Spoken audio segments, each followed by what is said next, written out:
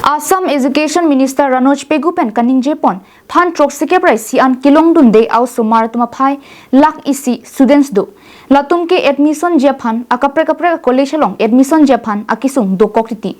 last open college long fee waiver scheme for poor families mate kiduk det ahem to na tuma phan ke karju ke thak pensi college free admission padopon po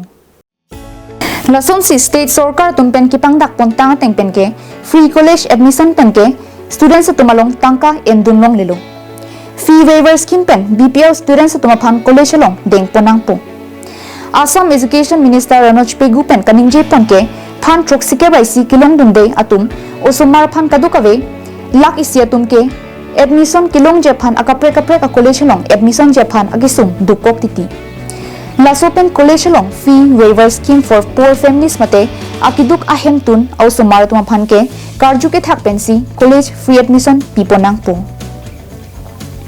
laso ningkan penke Assam angkang long kido a college tin along sitame admission along ration card kalite income certificate lapen BPL card penta college lapen university along admission free long ponpo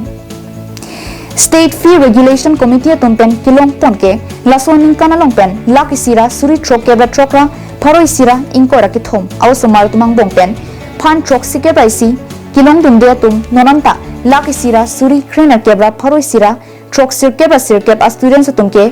free admission kilong dunde dolang pusi Assam Education Minister Ranoj Pegupen paklang pon